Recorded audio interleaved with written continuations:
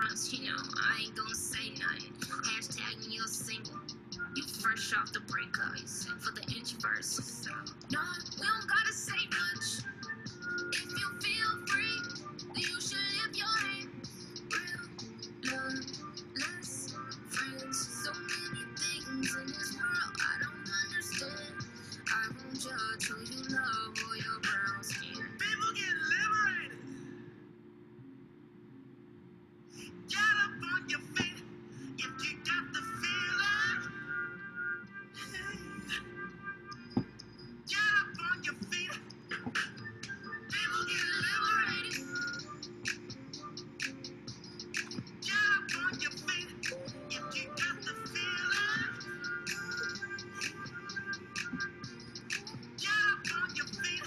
People get liberated. For so long, when we break all out of your chains, you don't have to aim to please or be a certain way. Don't aspire to be what you see in the magazines. There's only one you and one me.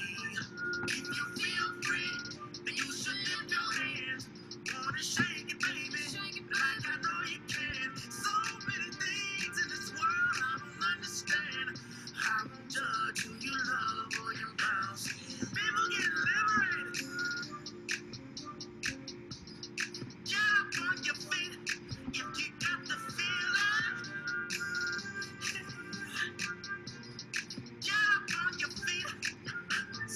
People get liberated. Get up on your feet if you got the feeling. Get up on your feet. Welcome everyone. We're just waiting for more participants to sign in. As of now, if you're comfortable with, feel free to share your location in the chat. Introduce yourself.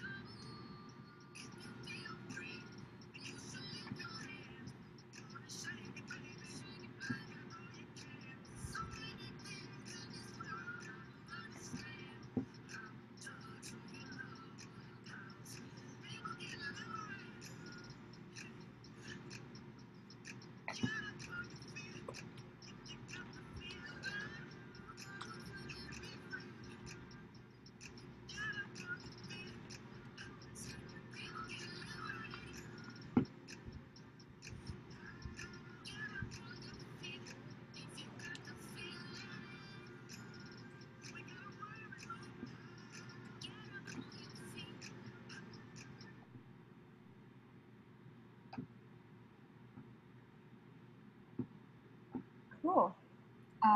Okay, so let's begin. So hello everybody, welcome to Technology as Political Resistance. My name is Dee, I'm a PhD student at MIT, and I'll be your moderator for this panel today. This panel is originally part of a symposium called Technologies of Resistance Towards Feminist Futures, which was planned for spring 2020, but as we all know, a lot of events are postponed due to the pandemic. So this summer, the graduate student organizers reconceptualized the symposium, and we now made it into 4 different webinars that we're offering over the summer. In this panel, we will discuss how media and technology is critically deployed, negotiated, and redressed in activism. Engaging technologies such as hackathon, civic media, data, and computation, the panelists will share their stories of making technology work for feminism, freedom, and justice. This event is hosted by the Consortium of Graduate Studies in Gender, Culture, Women, and Sexuality, the GCWS. It's a consortium of 9 universities in the Boston area, including Boston College, Boston University, Brandeis, Harvard, MIT, Northeastern, Simmons, Tufts, and UMass Boston. It offers graduate level courses focused on gender and sexuality studies for students across discipline, in addition to events throughout the year, such as the symposium and our Feminism Unbound panel series. So during the webinar, please feel free to add any questions to our Q&A box. We have a specific box that is for your questions, in which we will be posing your questions to the speakers after they each have given their presentation. And when applicable, please add who this question is addressed to. You're also able to upvote questions that other people ask. And feel free to use the chat box to share comments or articles or any relevant information. And if you want to see the closed captioning, please hit the CC button at the bottom of the Zoom. There's also a link in the chat box where you can see the transcript as it is being created and adjust font size and color. And our graduate student organizer team will also be in the chat box monitoring and engaging with your discussion and answering any general inquiries about this event. So without further ado, please join me in welcoming our panelists. They are Dr. Catherine D'Ignazio, Assistant Professor of Urban Science and Planning from MIT, and Alexis Hope, designer and researcher from MIT Media Lab, as well as Vanessa Ryan-Smith, Strategy and Programs Lead from UCLA Center for Critical Internet Inquiry. And finally, Lu Ping, founder of Feminist Voices and Chinese Feminist Collective. And our first speaker today will be Dr. D'Ignazio, I'm sorry. So briefly introduction of Dr. D'Ignazio. She is a hacker mama, scholar, and artist designer who focuses on feminist technology, data literacy, and civic engagement. She has run women's health hackathons, designed global news recommendation systems, creative talking and tweeting water quality sculptures, and led walking data visualizations to envision the future of sea level rise. Her 2020 MIT press book, Data Feminism, co-authored with Lauren Klein, charts a course for more ethical and empowering data science practices. Dr. D'Ignazio is Assistant Professor of Urban Science and Planning in the Department of Urban Studies and Planning at MIT, where she's currently also the Director of the Data plus Feminism Lab. So please join me in welcome Dr. D'Ignazio.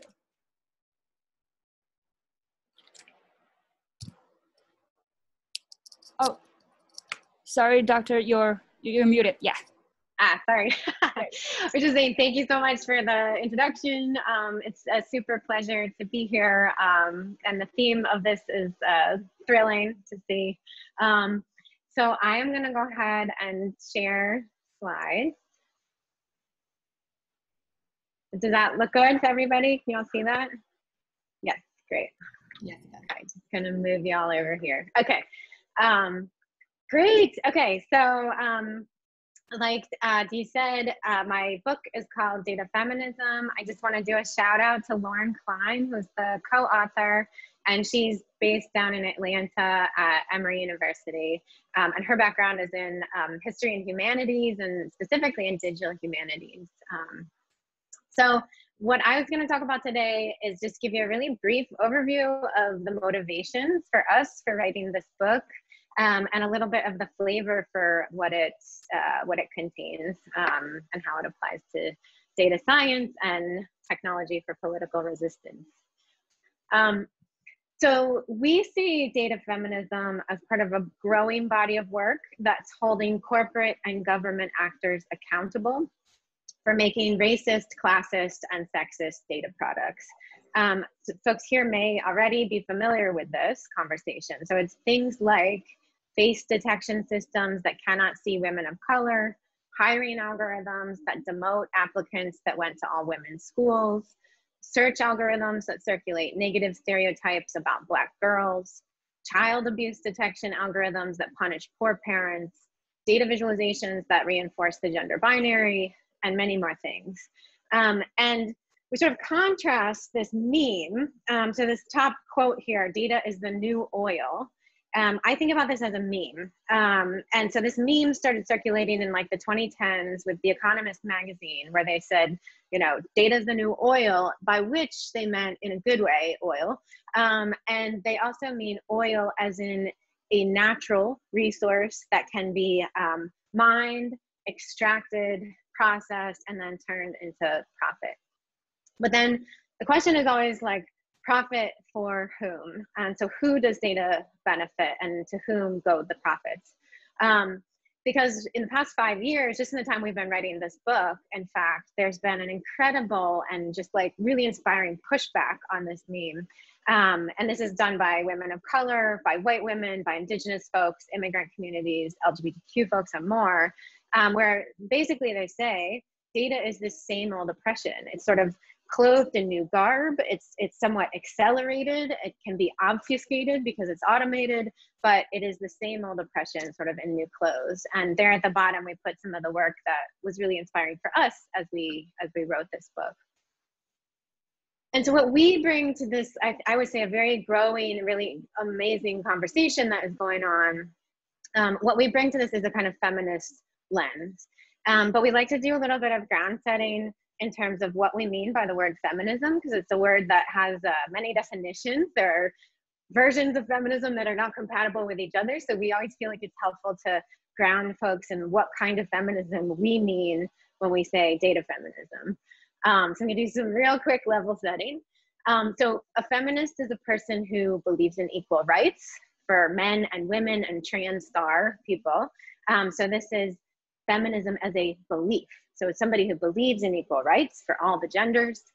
And yet, if you look around, very clear in like the wage gap and political representation and corporations and so on, that these equal rights are not realized. And so feminism also implies action on behalf of those rights and interests.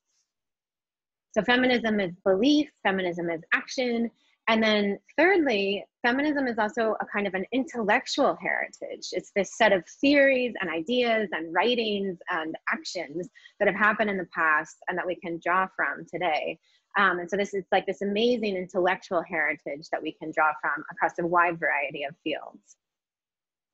And then probably the most important sort of takeaway from this level setting here is that feminism in 2020 must be understood as being intersectional, which means it's not only about women, and it's not even only about gender, it's about power. It's about who has power and who doesn't, proportionally speaking, have power. And so this idea of intersectionality is really key, and this comes out of Black feminism, specifically US Black feminism. The term was coined by Kimberly Crenshaw, as I'm sure a lot of folks in this current audience know. But then this idea of intersectionality, this idea that racism and classism and sexism, those are intertwined forces, they interlock and they compound. This has a really long history that stretches back to the Combahee River Collective and, you know, 100 years at least before that as well. And so the idea here is that in today's world, data is power. As we see in that meme from The Economist, it is, there's an incredible amount of economic resources that are being mobilized around this idea of data. The top 5 companies, the big tech companies, all are these sort of data-oriented, data storing, data-driven companies. So if data is power, then intersectional feminism is this intellectual heritage that can be applied to data science and help that power be challenged and changed. And so that's the basic idea. Like, this is the idea of like, how do we draw from intersectional feminism, these thoughts and ideas, and apply those to how we work with data sets and data science and data communication. So when Lauren and I were working on this project, what we did is kind of looked across many different fields, and it turns out there's feminist scholarship everywhere. It's amazing. There's feminist demography, there's feminist economics, of course, law, and then also many design disciplines. So like human-computer interaction and GIS and cartography and so on and so forth. And so we drew from that to try to distill what we think are what for us were the most salient ways to apply feminism to working with data science. And we came up with these 7 principles, which I don't have time to explain all of them today, but I'm gonna give you some examples of sort of what they look like in practice. And each of the chapters of the book is organized around one of these principles. And so we try to both illustrate the principle, introduce some of the feminist theorists who came up with these ideas, and then show you how folks are already using that principle and applying it to their work with data. And so I'm gonna do that super briefly in a couple of examples right now, just to give you a flavor for what's in the book. So in the book, we tell the story of Mimi Onuoha's efforts to collect what she calls missing data sets. So these are data sets that a reasonable person would expect to exist. So there's things like the number of citizens killed by police, or the number of men versus women with cases of coronavirus. Like, these are things we think we should probably have data about. But in fact, these data sets don't exist. And so Onuoha, who's actually an artist, this is an art project, Onuoha takes an analysis of power. This is this principle of examining power in her art project to ask why. Why do we have detailed data sets on things like guinea pig teeth, and yet we have no comprehensive federal data set on police violence? Sorry, just managing multiple screens here. And yet feminism, again, involves action. And so in the chapter about challenging power, so thinking about like, there are these gaps, how do we challenge those gaps and those missing data sets? We also talk about ways to push back against unequal power structures in both data sets and data systems. So for example, feminicide, which is characterizes, it's a word that describes gender-based murder, which happens in Mexico, but it happens in every other country. This is another case of a missing data set. And so while there is a law that outlaws the practice of feminicide in Mexico, nobody is following up on that law. The government has failed to actually implement its own law. And yet it's also not even measuring the scope and the scale of the problem. And so in the book, we tell the story of Maria Salguero, who she resolved to basically head straight towards this problem and collect the missing data herself. And so for the past 5 years, she has compiled what has now become the largest, most complete public data set on feminicide in Mexico. And she's actually testified before Mexico's Congress a number of times and shared her data with journalists and advocacy organizations. And so we characterize this in the book as a feminist counter data collection strategy. So collecting counter data is one way to challenge power. It's certainly not the only way. So we can talk about many cases where collecting more data is not good, but it can be a powerful way to fight back. And then finally, data feminism principles apply not only to collecting data and analyzing data, but also to the visualization and communication of data. So one of the key contributions of feminist thinking is to dismantle false binaries. And so feminist philosophers start with the gender binary, but as we say in the book, behind the binary, there's always a hierarchy. And so the gender binary is no different. Men are on top, women are down here. And in the gender binary, trans and other gender non-conforming folks are just even erased, like they're not even there. And so there's many false binaries that show up in our work and that are also gendered. And so we talk about the false binary between reason and emotion. And in the book, in chapter 3, we used the 2 charts that are depicted here to argue that emotion has been exiled from data communication, this thing of valuing reason over emotion. But that both feminist philosophy and visualization science have shown how emotion is really central to perception, to learning and understanding. So we kind of make a call for bringing emotion and embodiment back into data and communication. So just to sum up, data feminism is a data science that exposes and challenges unequal power. Data feminism is led by and centers minoritized people. Who does the work matters, who leads the team matters, who has the idea matters, who's at the table matters. Data feminism looks at many axes of inequality, including gender, race, class, and more. And then finally, data feminism considers process. So how inequality permeates all stages of a project, from funding to deployment. And yeah, I'm just really grateful to be here in dialogue with you folks. I've recently started a lab called the Data Plus Feminism Lab, and down there are a couple of the projects that we're getting started on right now. So thank you very much.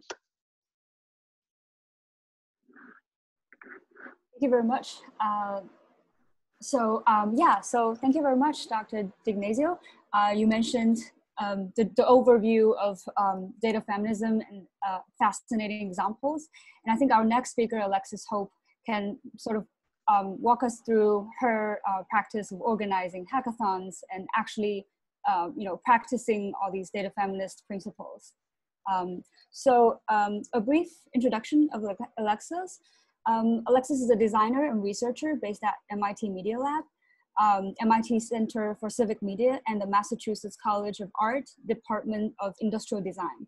So as part of her work at MIT, she developed FOLD, an open publishing platform that helps people and organizations tell complex stories in visually striking way. Before coming to MIT, Alexis focused on designing technology for global health alongside healthcare practitioners in resource-constrained environments. At the University of Washington, she led a project to develop a portable, low-cost ultrasound machine for midwives in Kenya, Uganda, and Seattle. Alexis was a National Science Foundation Graduate Research Fellow from 2012 to 2015. Her work focuses on bringing human-centered and participatory research methods to technology design. As part of her commitment to participatory design, she helps organize unique hackathons and civic technology workshops around the world. So yeah, Alexis, the floor is yours. Thank you, Dee. Thank you for the lovely introduction. It's wonderful to be with you all today. I'm going to share my screen.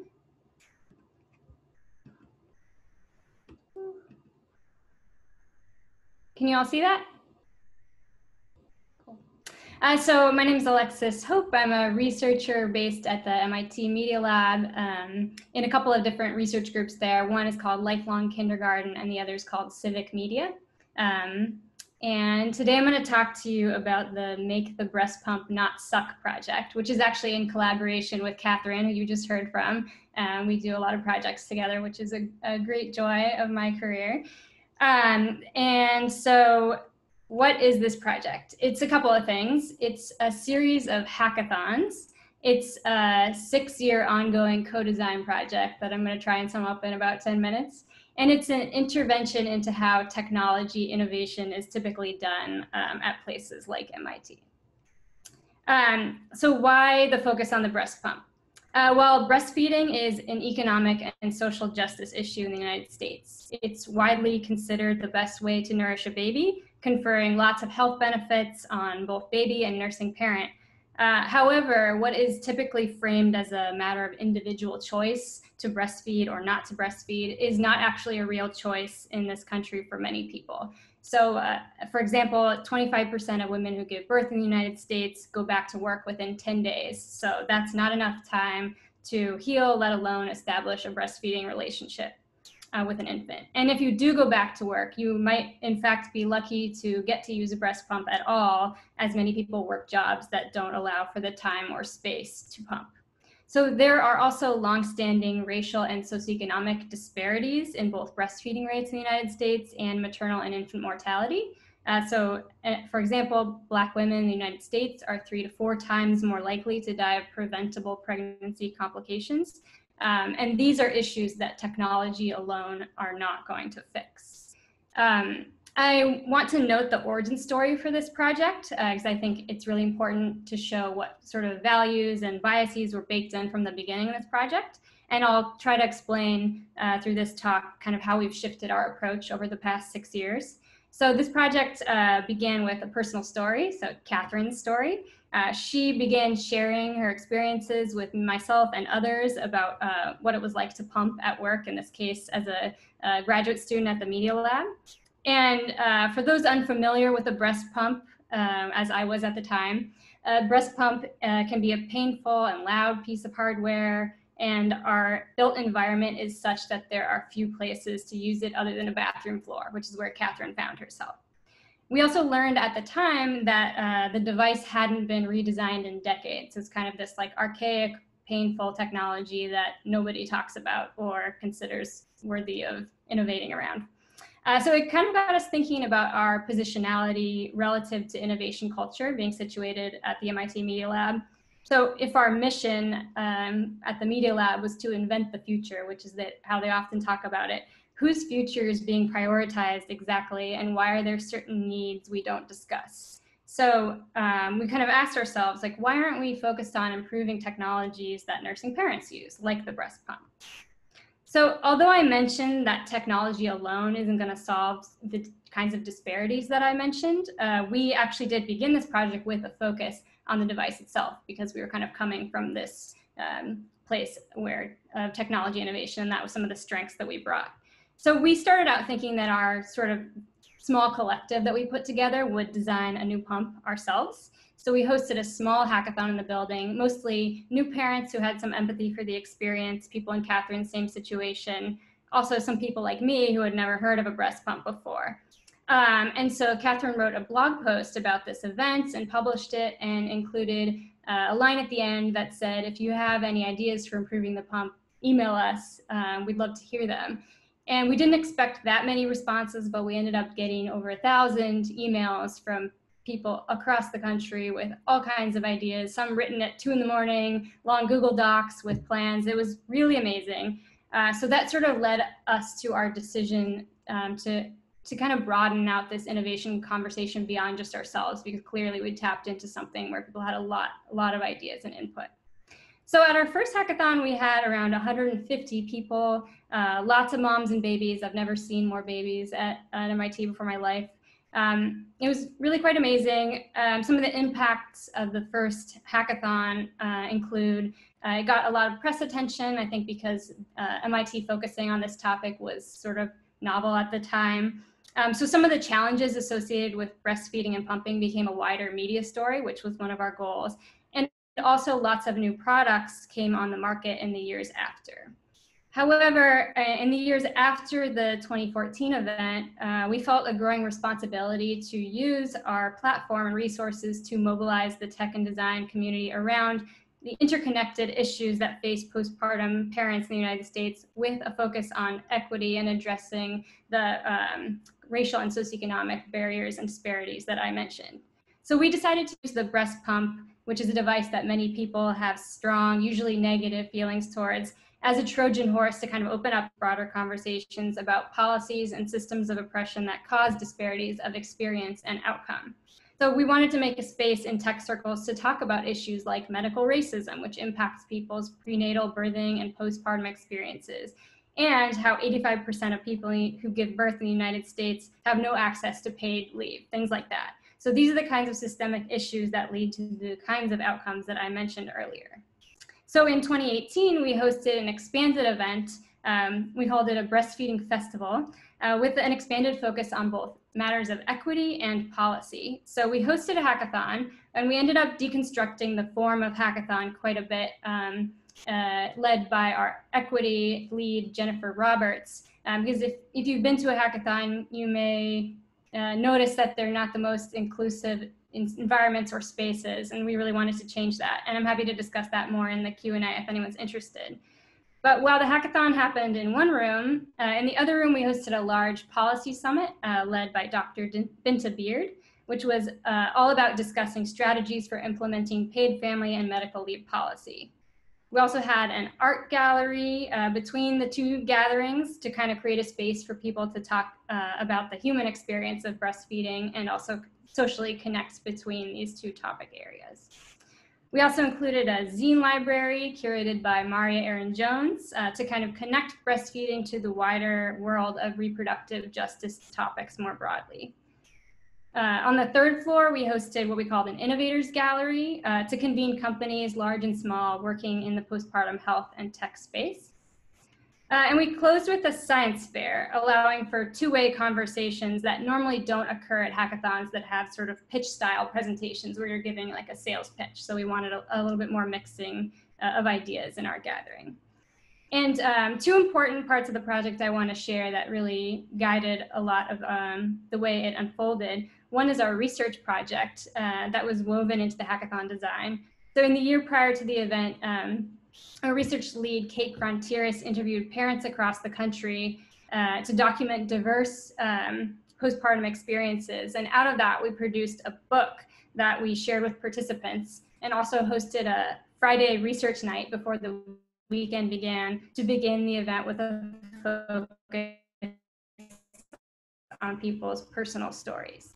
And the second component of the event, led by Rebecca Michelson, was the Community Innovation Program. So the Community Innovation Program consisted of 4 teams around the United States who were already working on breastfeeding supportive and advocacy work in their communities. And so we paid them a stipend for the 6 months prior to the hackathon to sort of develop their ideas that were related to things they were already working on, and then bring them to the hackathon to develop them further. And they also served as key design partners for rethinking the hackathon experience with equity and inclusion in mind.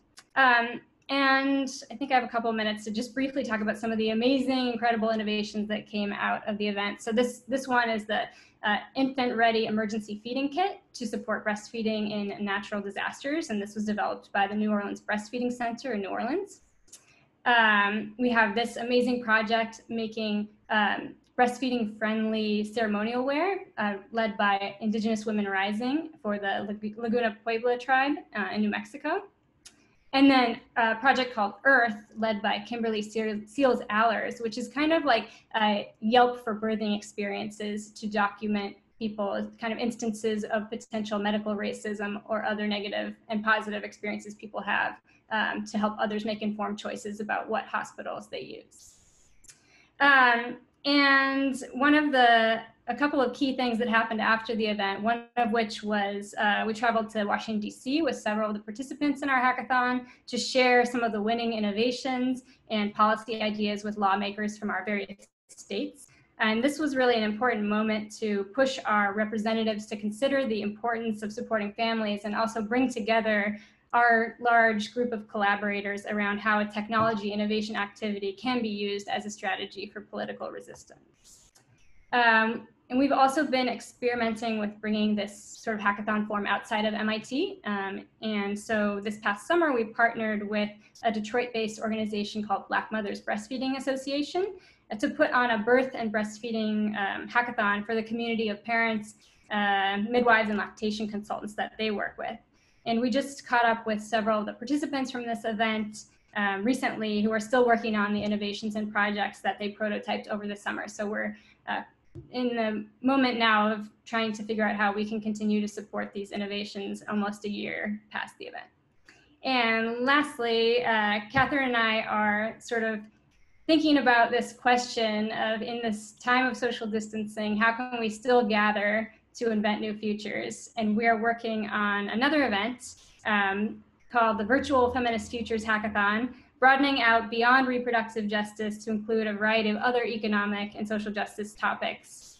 And so it's going to be virtual, of course, on the month of October. And we don't yet have a website, but if you're interested, please feel free to reach out to me by email or Twitter, and I'm happy to keep you informed. Thank you.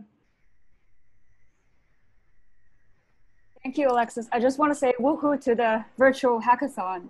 Thank you for sharing such a good example of a community embedded hackathon that is not just one-off, feel good, tech fix everything kind of hackathon. Yeah, so thank you very much. Thank you.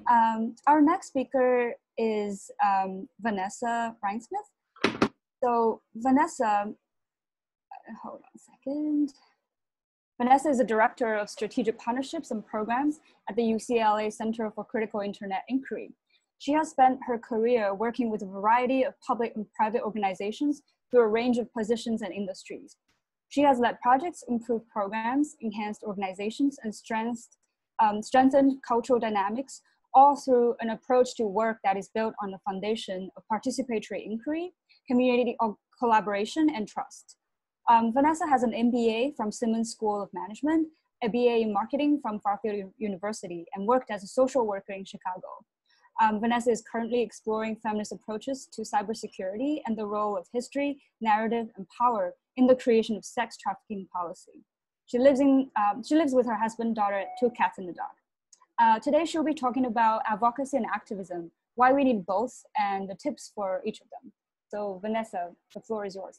Thank you. And can you see the presentation? Yes. Okay, good. Just making sure. All right. Oh my goodness. First I just want to say thank you so much to Dee for organizing. It's a treat to get to have a conversation with folks that I admire, and very much Catherine and the work that they are doing is one of those things. Also, just deeply admire everybody who is here, because no doubt if you were here, I suspect you were also doing much of this work. I also want to just take a quick moment to, acknowledge at least the land in which I am sitting. I'm sure we were all sitting in various lands, that of the Pawtucket people here in sort of the Massachusetts area. I also think as we move forward, I would be remiss if I didn't at least also acknowledge Breonna Taylor as we find ourselves almost 4 months out. And again, I suspect that some of this is also activism that many of you are involved in. So jumping in, I couldn't probably have planned it any better with having Alexis go before me, specifically because she really sort of hit on this point of activism and policy, which is such a beautiful, important sort of collaboration. As we think about social movements, igniting sort of social political action through activism and tangible action, we're also really working towards structural change through advocacy and sort of, as Alexis noted, sort of this to using things like policy to address systematic issues. Advocacy, or at least sort of the definition of, is an activity of a group of individuals sort of aiming to influence these social systems and institutions. So as we move forward with activism, I also want to make sure we're bringing advocacy into the conversation, because we have so much work to do. And while we take these moments of action, there is a huge space for policy conversations in order for us to really start to dissect and disperse and destruct the types of policies that are in place that are limiting to so many. I think I also, as a mom, deeply respect and resonate with the work that Alexis and Catherine have done, and think about how limiting those type of lack of policies are to me, but even more so to others. And we also start to think about what are the advocacy approaches that we need to take to be able to really drive social change in a long-term accountable way. Activism, which as many of us are probably involved in, because these are very hard, trying, complicated times, is really sort of this in the moment action that's vigorous. We're trying to promote, impede, direct, intervene in moments. Protests are a great example of that. And I'm going to move quickly through a few of these next slides, because I think that the piece that was really important to me to make sure also in speaking with many of you is talking a bit about security as it relates to activism, and security of both yourself and the communities in which you serve, as it relates to taking action, which Catherine so poignantly talked about. My hope is to give you a few tips and at least resources in terms of how to take action in a way that's really secure. Sort of just briefly, why are we talking about both activism and advocacy? I think if you take away anything, none of this is an either or. So it's not activism or advocacy online or in person. These things are all going to work together, and they will work together as it relates to the things that you're trying to achieve. And if we move beyond sort of an either or, we can really start to think about how do we have much longer term impact, because as we do work right now in this very moment, we're going to also find ourselves in situations as we continue to go forward that we're going to have to continue to sort of challenge the status quo, both through moments of actions and moments of policy. For those of you who are involved in advocacy and policy, and these are things too, I am happy to talk to. I have a much larger version of this, which for folks who are from the Simmons community, we're definitely had the opportunity to experience. I'm happy to go through any of this at any other point with folks if they're interested.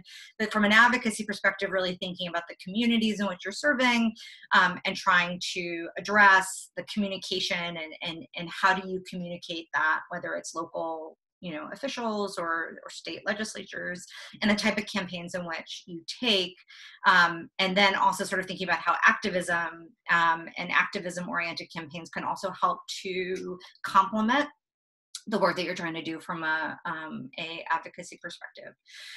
So as we kind of move into this idea of activism action and participation, and sort of the second sort of half of what I want to talk about, you know, I really break that down in terms of safety, security, and surveillance. Safety is, from like a definition perspective, is preparing for all the unintentional harm. And that's really the key there. So we think about safety in terms of in-person protest attending, especially now, for example, bringing a mask, and to make sure that you're both safe from a COVID pandemic perspective.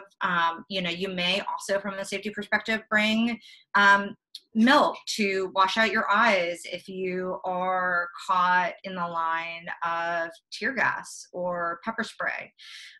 Security and surveillance, you know, security really is the idea that how are we preparing for things that are intentional? So intentional harms.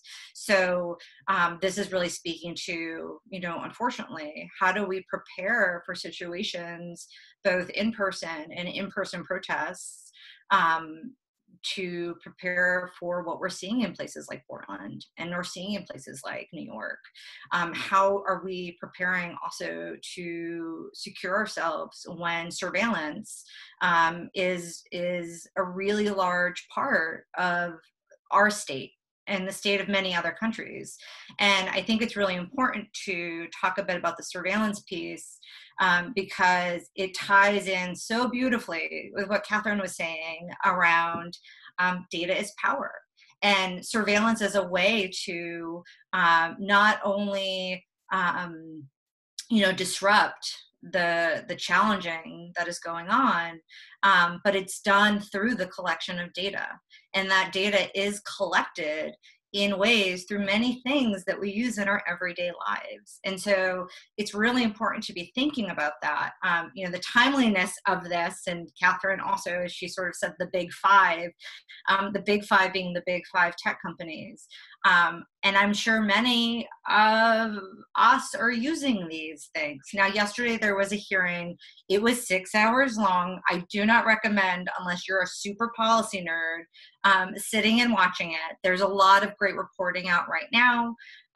The folks that I work with at the Center for Critical Internet Inquiry, Dr. Safiya Noble, author of Algorithms of Oppression, and Dr. Sarah Roberts, author of Behind the Screen, are also working actually on a piece right now that will hopefully come out tomorrow or Monday in MIT Tech Review. But it is important to understand the volume of information that these individuals are collecting, and there's a lot of things that we could talk about that are problematic, but from a activism perspective, it's even more important because it leads to situations where protesters are arrested by plainclothes police officers, where individuals disappear in other countries because of the things that they're speaking up about, without necessarily practicing the type of digital hygiene that's really important from a security perspective. There are so many people who do amazing work around this. So I will, my last few slides have really resources to point you to those people. There are so many amazing digital security activists who exist also in, you know, a lot of authoritarian governments who have been used to the type of situations that we are dealing with now here in the United States. And there's a lot of great tips and tools for that. Quickly, I want to mention, you know, looking at the idea of threat modeling. This resource from Access Now is great because it really helps you think about what needs protecting based on what your role is in a situation. It also really forces you to think about what your privilege is. You know, I look at protest situations, or I think of online situations as an individual who is a white female. I have access and privileges in a way that others don't. My threat model is going to be different. Therefore, I may be able to take on other situations and risk that other peers, friends, collaborators can't. And so I not only acknowledge sort of what I'm capable of doing, but what others can't do from a risk perspective. And, you know, it's really important to be able to think through those things as you go forth and do the work that you do, both within yourself and the communities in which you're serving and your friends, et cetera.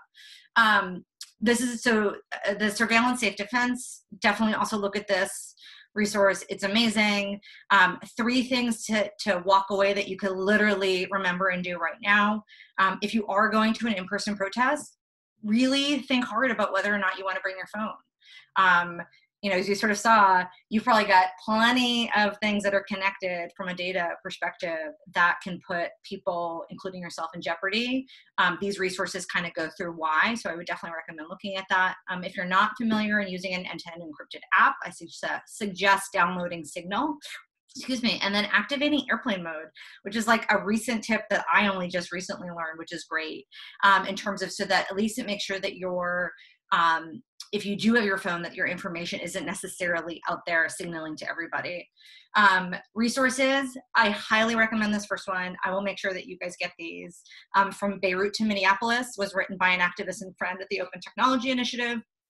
It's amazing. It's super detailed. Everything from things you need to consider in person, pre, during, post a protest, physically, online, digitally, and then again, sort of these other resources as well. You know, I deeply appreciate too, as we're sort of talking about intersectional and feminist approaches.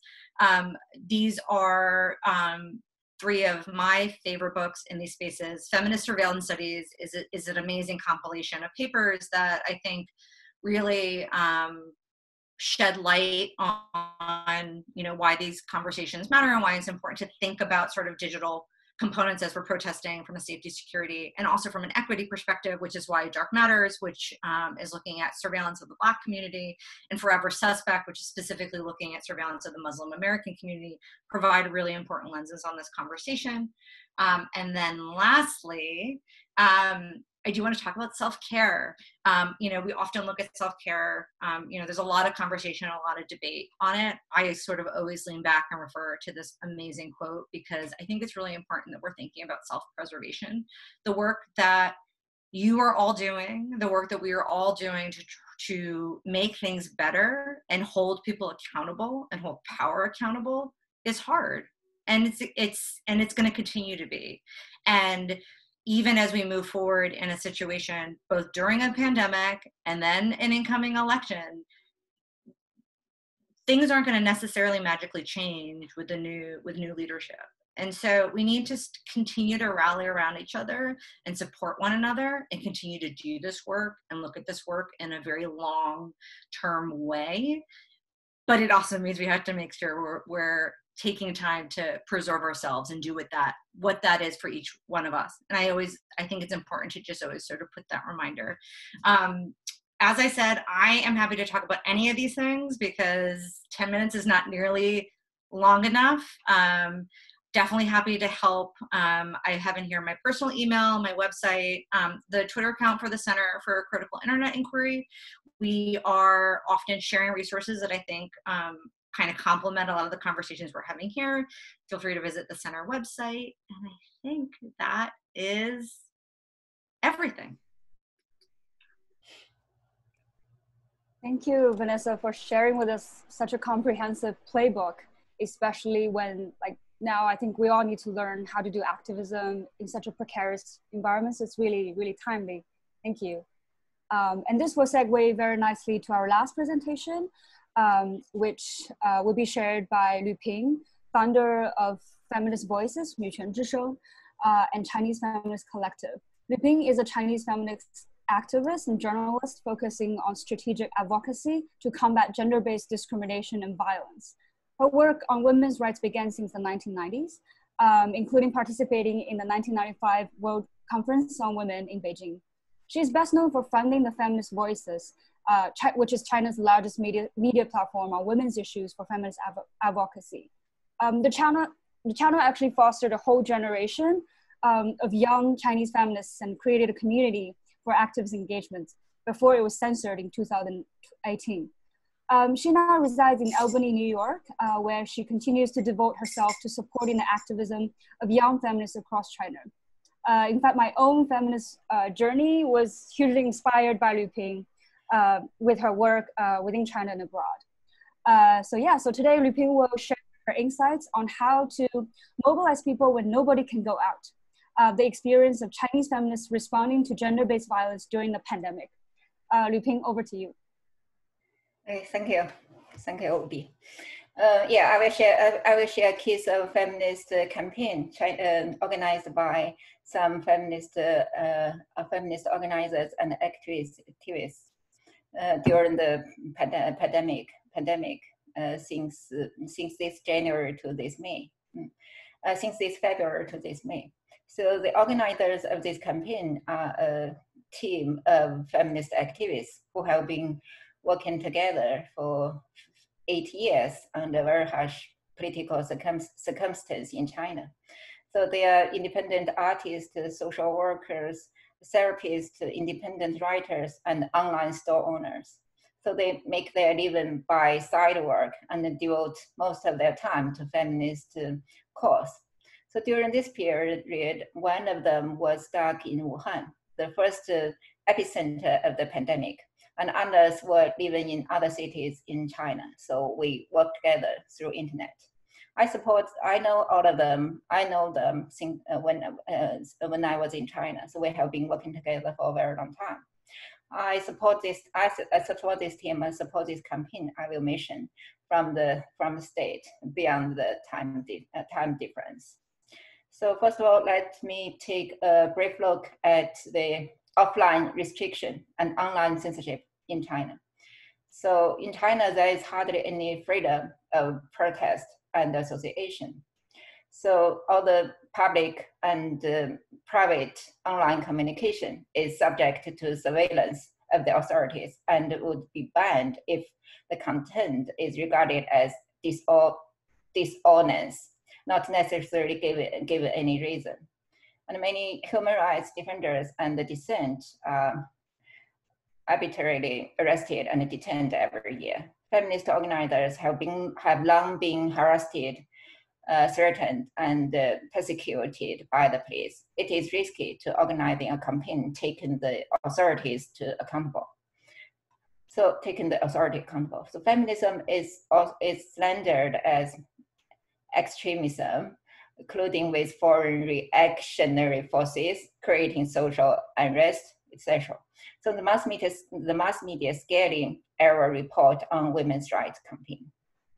So, but the encouraging tendency is that there are increasingly more people, most of whom are young, well-educated, city-based women, and they have make the determination to pursue feminism and would never endure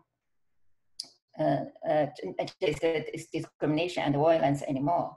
So what these people identify feminism as is not necessarily a force of political opposition, but quite clear. It's quite clear that they identify feminism as a form of social resistance.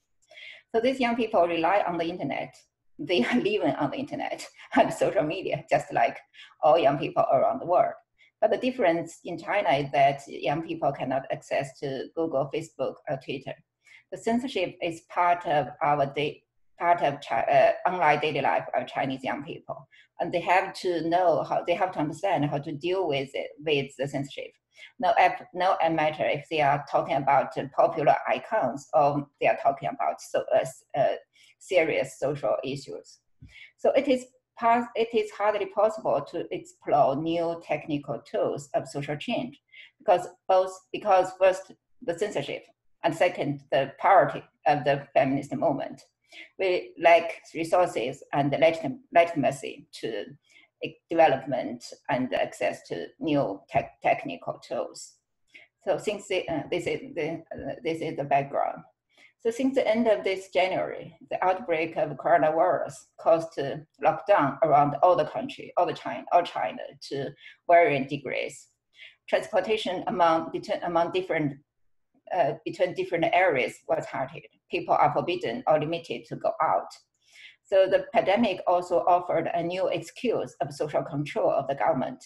So according to the governmental data of at the end of this February, for the first month of the pandemic, the police investigated more than 5,000 cases in the name of cracking down on fake rumor of the coronavirus.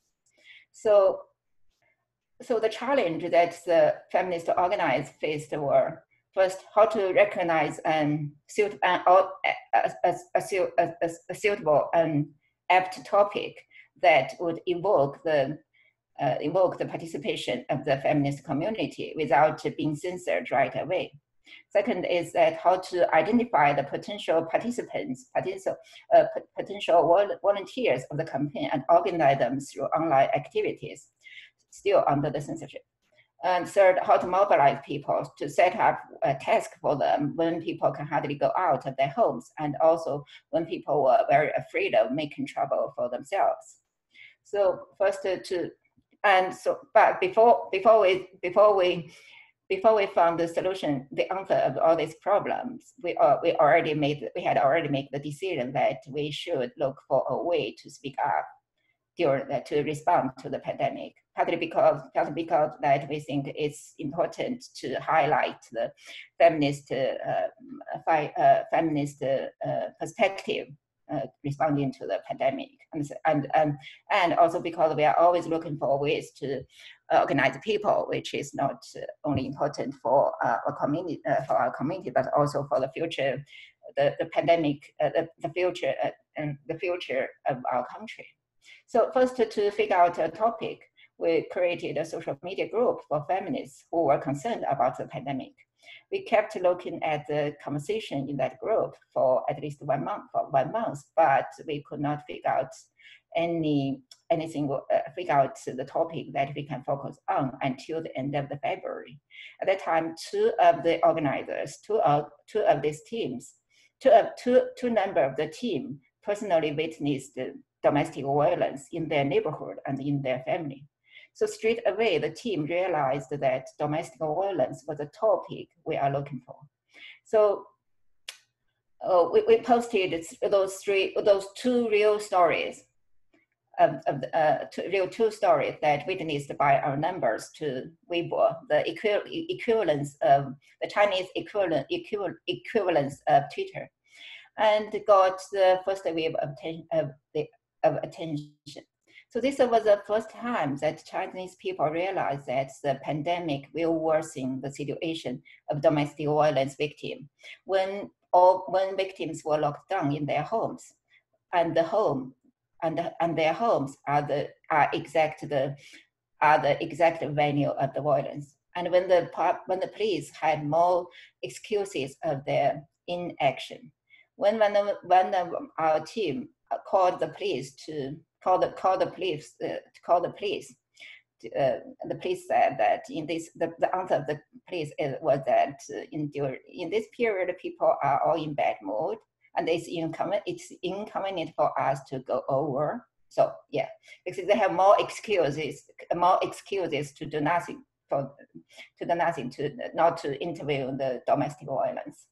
So and domestic violence actually is a relative legitimate topic in China these years, after the anti-domestic violence law was enacted in 2016. So mainstream media admit that domestic violence is a public issue, although they avoid to criticize the police and the authority around this issue. So after choosing domestic violence as the topic of future campaign, next step was to organize potential volunteers. So the tactic of the organizer at this stage was to organize a Zoom lecture on domestic violence. So Zoom is the only software that will not ban the political sensitive meeting that Chinese people can access to. So more than 1,000 people participated in the lecture, who the organizers believed that the organizers believed that all the audience were the future potential volunteers of our campaign. So we were willing to do something. They participated in the lecture because they are willing to do something for that topic. The social media groups was created for those audiences. So what could the organizers ask the volunteers to do. It should be very simple, very easy, not very risky, and also the tasks should make our participants feel empowered. So there are 3 tasks was issued online and call for participation, call for support. The first that people were asked to forward a single picture poster to their personal social media, which is not so public. So more than 2,000 people joined in this activity. Second, that people were encouraged to transcribe a prepared open letter on domestic violence and posted it on the public space of their neighborhood and share the pictures to public social media. So only 50 people joined in these activities and many of them said that they were scared when they occupied the public space with anti-domestic violence messages. And the third, that people were encouraged to provide addresses to the organizers and pay for the postage. And the organizers would mail a booklet to those addresses. People can provide addresses of victims, perpetrators, bosses, ex-boyfriends, neighbors, and local police offices.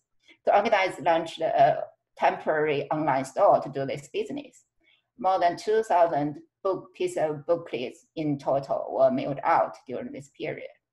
So at the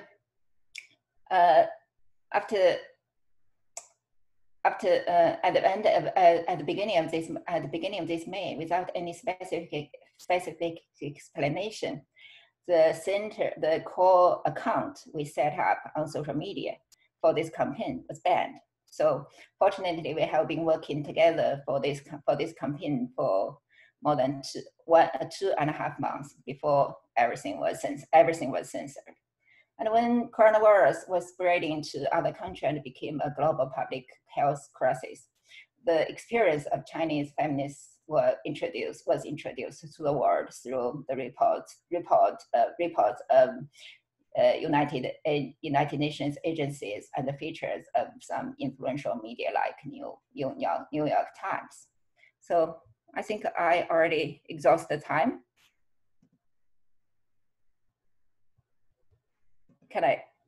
Udi, can I? Yeah. Should I stop now? Oh, if you can wrap up maybe a little bit. Okay. So here's some of my final messages. So first of all, we use technology that our community use. We use free, simple, accessible technology, and that and all the technology tools used by our campaign were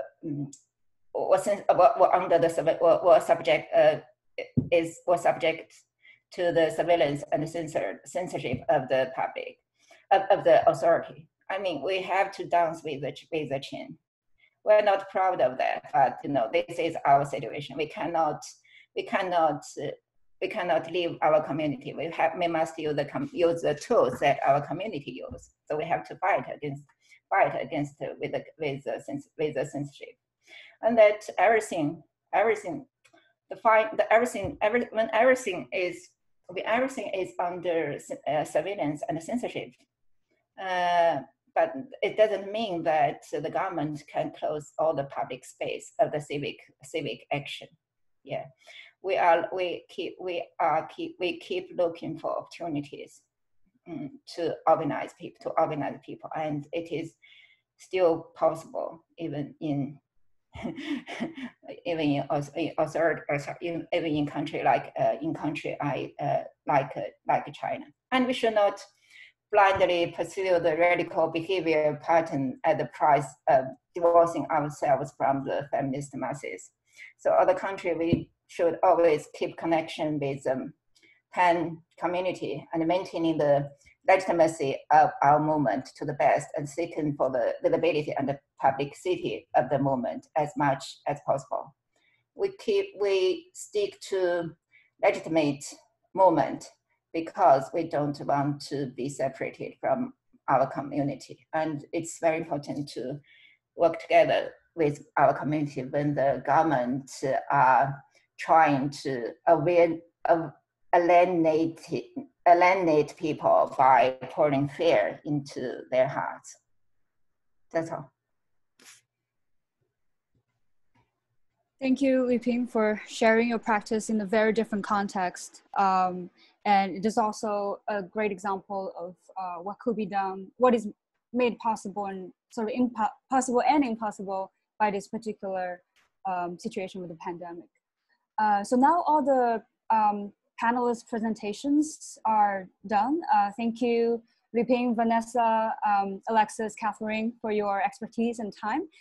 We will now open the floor to Q&A, to questions.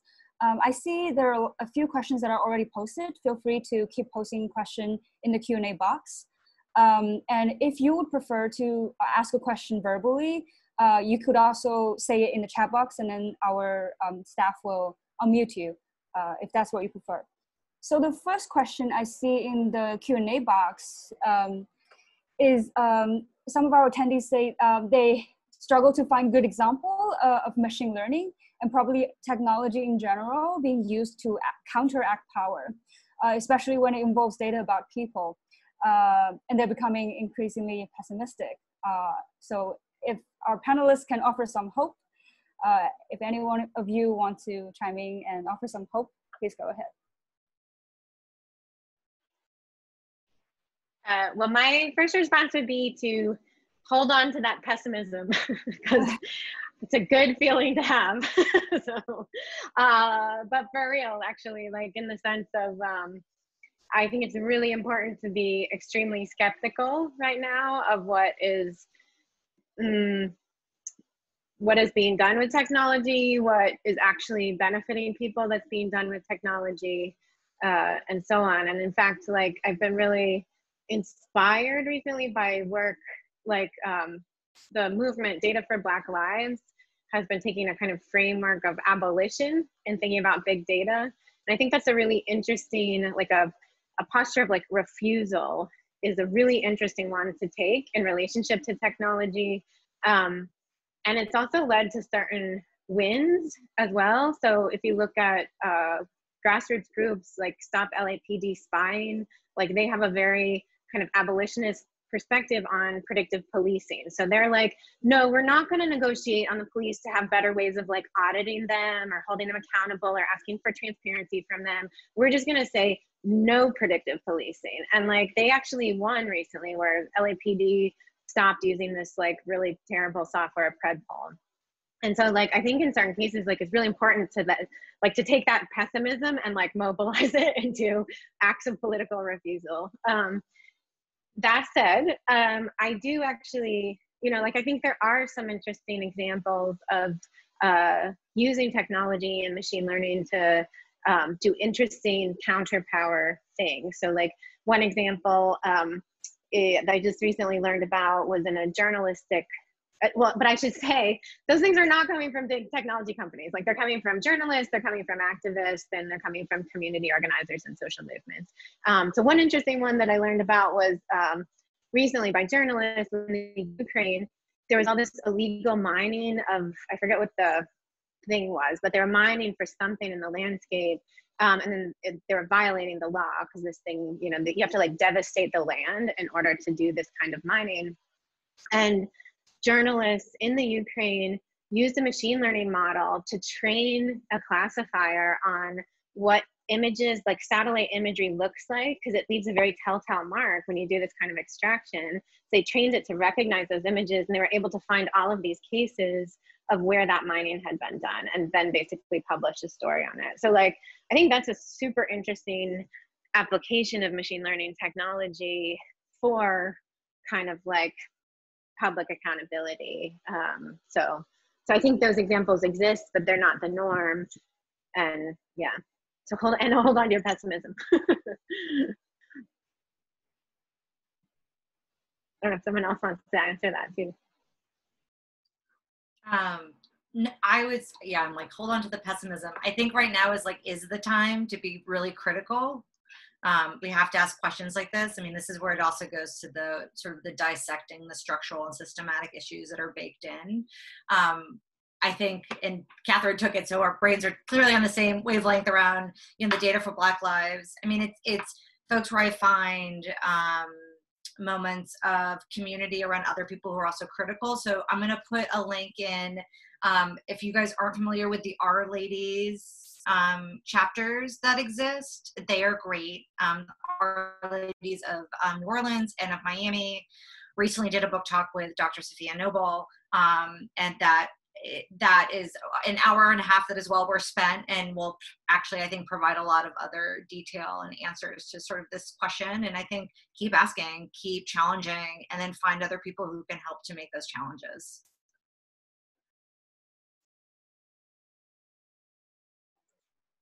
Looping, Alexis, do you also want to respond? Okay, cool. So, so our next question is, recently a tech startup called Genderify has launched, promising it can identify gender based on name in order to allow business to target marketing based on name. So this technology elicited outcry and ridicule. Such AI being used for gendered marketing seems to be real illustration of data as power. So what might data feminism respond to something like this? I guess this is a question for Catherine as well. Yeah, yeah, I mean, I have maybe a complicated response. So like so on the one hand, and I think the complicated response has to do with context, and it has to do with scale. So like, on the one hand, we can say like at the individual level, taking a name and predicting somebody's gender from that is so wrong, right? Like it has all these like bad outcomes of like misgendering people with sort of gender neutral names, of misgendering people who are trans or non-binary or have like, you know, often these gender classifiers. This is a whole type of technology, and like there's been lots of papers written about it, and you know, they often all work in the gender binary.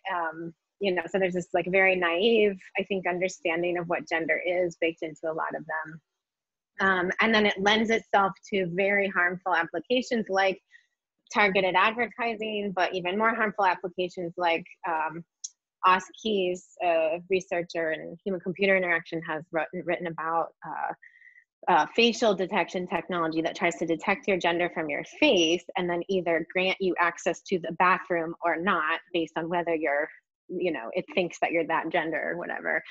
So obviously, like, that's an extremely harmful use of such things. That said, I actually have a subscription to this technology.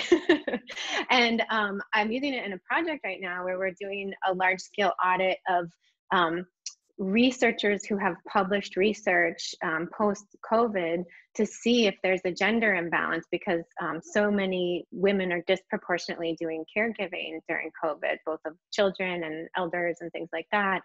So to see at scale, can we detect a disparate, like a rise in men's papers and a decrease in women's papers at, like, again, at that higher level of scale. So this is where I think, like, this is the kind of technology that can be used for complete terribleness and evil, and then it's also a technology that can be used for accountability. And so this is also what makes these questions really complicated when it comes to technology, and why the ethics questions are not only the developers and the programmers alone to answer, because so many of them have to do with application and use, and whether, and like who is harmed and how, and in the application. So I don't know if anyone else, I'd love to hear from anyone else on this too, because I think this is like an area where, yeah, it's complicated. Yeah, I mean, I did pop, I think, just another part of the conversation. I mean, anybody's on Twitter, I mean, Sasha Costanza-Chalk obviously had quite the threads running, so I put in just another sort of piece. I think, again, and you sort of just said this sort of towards the end, I think it also, like, we're in a space where, like, these things were already complicated and they're going to continue to be more complex. And so it's about being critical and thoughtful in how we execute anything. And just because a technology exists doesn't mean we use it or don't use it. It's all about how we use it.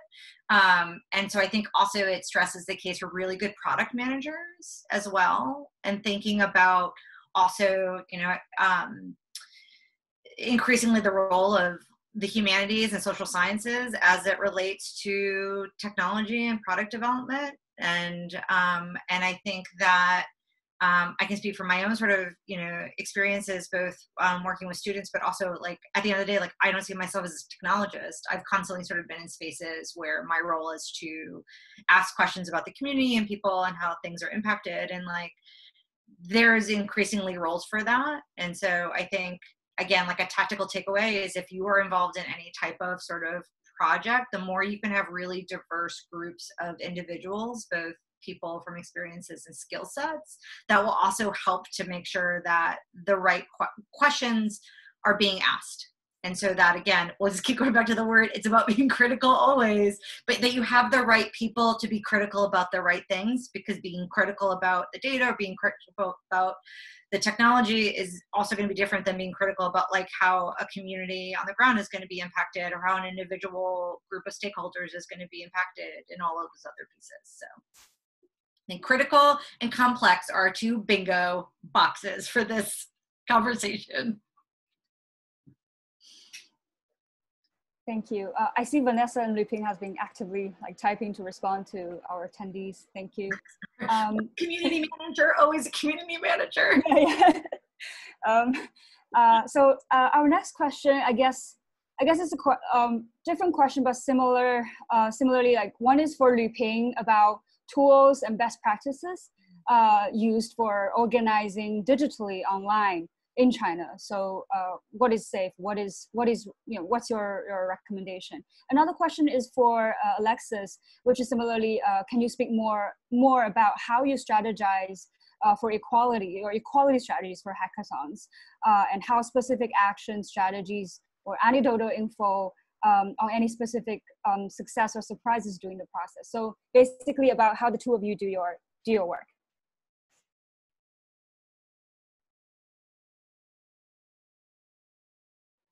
Luping, you're muted. I think the WeChat group, WeChat. Well, how to explain WeChat anyway? And it's not. It's a kind of private, half public social media group of Chinese on Chinese internet. I think people because that in those groups you can know the potential volunteers. You can talk to them, and you can make people talk to each other. I think it's very important because on the internet people don't know each other. I think people should know each other if they make the decision to work together and to fight for their rights. So we always spend a lot of time to organize groups and organize the conversation in the groups before we launch the campaign and try to push our campaign to the public debate. For our project, I'd say in terms of strategies for equity, we thought a lot about who was in the room and kind of the flip side, who's not in the room. We thought a lot about how to make people comfortable in our space, and also about how to build relationships and trust with people who have been historically marginalized from tech innovation spaces and practices. So I'd say, like, in terms of broad categories, we thought a lot about recruiting, kind of trying to get beyond just tapping the set of folks that normally go to hackathons. So we did some recruiting at HBCUs, for example, and the Community Innovation Program was an example of reaching out to folks who may not be in the tech innovation circuit, but are certainly innovators within their own communities. We thought a lot about financial support to make it possible for people to actually attend. So we had a fellowship program that covered travel support for a lot of people. And then I think the biggest category might have been around just culture change more broadly. So thinking about what are the culture of the hackathon and how might that turn a lot of people off and be unwelcoming to them. So some specific things we did included like thinking about childcare, which isn't something that most hackathons think about. So we organized a baby village and like a place, and encouraged people to bring a caretaker partner with them, which isn't something that most hackathons did at the time. We thought a lot about like the space, kind of the cold, sterile tech innovation space. How do we make that a place where people feel comfortable using a breast pump or breastfeeding and just like hanging out and being comfortable? So we thought about that. we thought about trying to prioritize collaboration over competition. So that's one reason why we kind of ended with the science fair approach instead of the get up on stage and sell us your idea in a startup pitch style format. We thought about changing the culture of like what kinds of innovations are prioritized. So kind of elevating low and no tech solutions just right alongside other things. So we had, folks who did clothing interventions like I showed, or educational materials, stuff like that, right alongside people who were doing like a VR intervention. So all those things are kind of on the same playing field. And then probably the most important thing was just to kind of, I mentioned like focusing on who's not in the room. We had an application process for folks that included questions about like asking about their thoughts around their motivations to design for equity. And we had folks read an equity by design framework before coming, and we started on the first day with a workshop around equity by design. So yeah, thinking about making sure that the people in the room were really all bought into the idea of equity by design, and kind of, yeah, so it could be a safe and comfortable space for folks. And if Catherine had anything to add to that, No, just I posted a link to our CHI paper, and that I think describes a lot of those decisions Alexis was just talking about in detail, if anyone's organizing their own event. So. Yeah, I just have to say, like, their event is such a model for what like an inclusive, equitable event can be. Like, all I can say is, like, when we were back in person, always think about childcare. Think about the things that are barriers for folks, because I'll just say that my kid has been in many of the things, whether people have welcomed it or not. I think my tip is always like thinking about the boundaries of what prevents people from being somewhere. It could be time, it could be bus fare, it can be childcare. Like, we've got to start to think about what that is. I will say increasingly right now, the virtual thing for the next year is going to be the big question for folks, and thinking about like, what does access look like? What is that piece? And that's going to be our big question right now. And also, like, what are the right ways to do that? So, but when we're back in person, read that manual, always look at what they did, because it is such a great example of creating a trusted, safe, welcoming space. And I cannot stress that enough. If anyone in the audience has any great ideas for virtual hackathon design, please get in touch with Catherine or I, because we're really working through some of these messy questions right now. We'd love to hear your ideas. Great. I think we have just enough time for one last question. And I see one question left in the Q&A box. And I'm going to use my moderator's privilege to expand this question. So the question is about missing data and what's the reason for it. And it mentioned lack of research, funding, or political control. So I'm going to expand it to a quite big question to all of you panelists. How do you see the factors of money and politics interplay with technology in your work?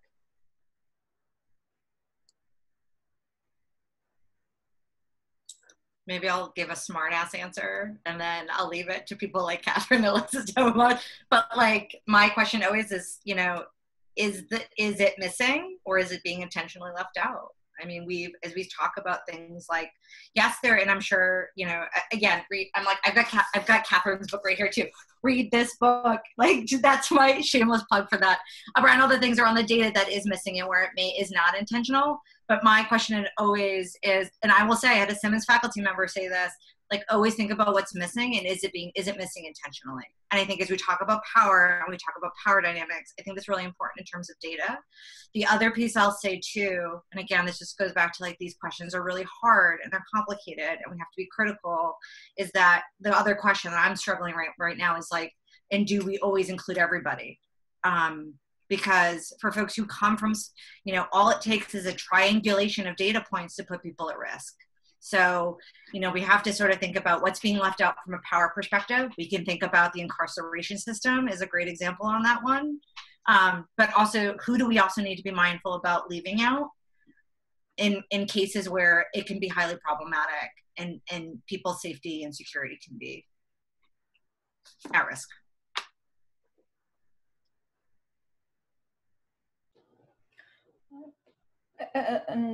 it's very hard to know the exact situation of domestic violence in China, because the last national governmental status on this topic was conducted 10 years ago.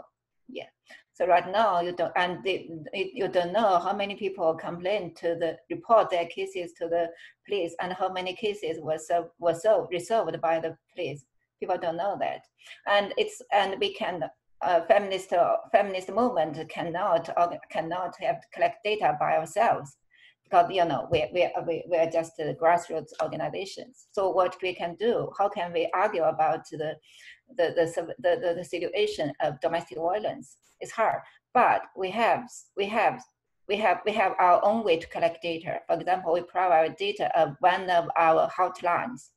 The hotlines, the phone call hotline, the hotline received after the pandemic was much more than before. So we use that data when there's no national government data. We also have used our stories, the real stories.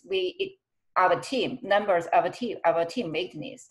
Yeah, so we use this. And we also collect data from all the volunteers, and when they witness all the violence. So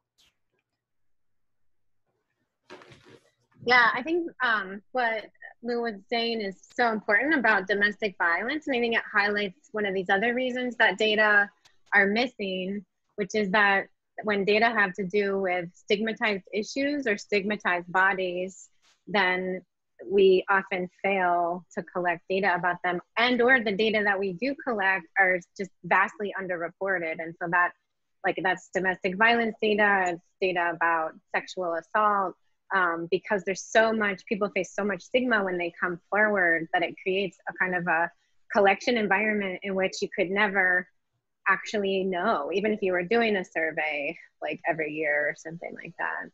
And so I would add that to the list of, I think it's a good question of I think in each case, why is the data missing? And is it missing or is it intentionally not there?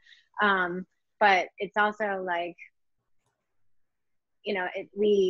one of the points we try to make in data feminism is that missing data are obviously context specific, and yet there is a pattern in that there's often more missing data about the bodies of women and the bodies of other minoritized groups, because they're groups that are either neglected, stigmatized, or the government and or other institutions just literally have no interest in knowing about them. And we contrast, although sometimes they do, and so sometimes there's too much interest. So it's we contrast this idea of Target knowing that women are pregnant so they can sell them more shit, versus the US government not having comprehensive federal data on maternal mortality, right? So it's it's profitable to know when women are pregnant. And so we have that data. And it's not profitable to know when women are dying. So we just literally ignore and do not collect in any systematic way that data, right? And then I guess just my quick response to that, it just makes me think about how the spaces we're in sort of prioritize, in terms of the technology design space, prioritize what is or isn't worthy of innovation, and sort of reflect research or design agenda that is not in service of equity. So I mean, one of our strategies is just to kind of be a little bit playful, and I would say kind of raise a little bit of hell to make the topic, to create a space for the topic. I mean, we just kind of had such a participatory outcry after the first breast pump hackathon that we just sort of forced it to be an issue for our institution, and then it was there. Okay, we're right at 4:30. Thank you so much for all of you, all of our panelists. All the attendees, please join me in thanking our panelists again for their time and expertise.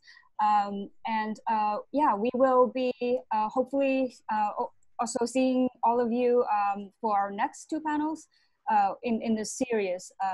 Stacy will post it on the screen later. And thank you all to my fellow graduate student organizers in creating this event, making it possible. The organizers will stay in case you have any additional questions. If not, yeah, I guess this is our seminar. Thank you very much and have a wonderful rest of the day. Thank you. Thank you. 辛苦了。你也辛苦了。拜。拜拜。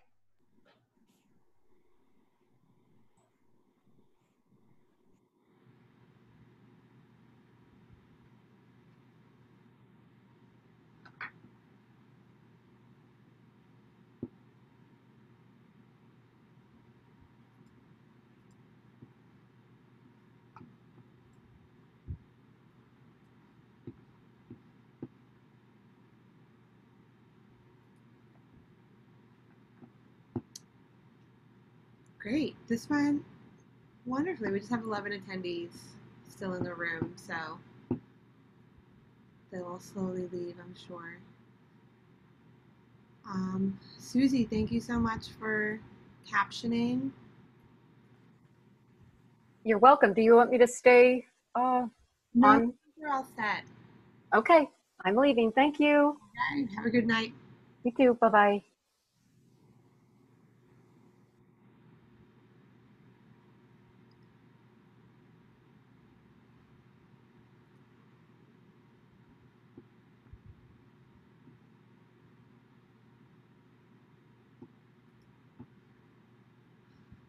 Great.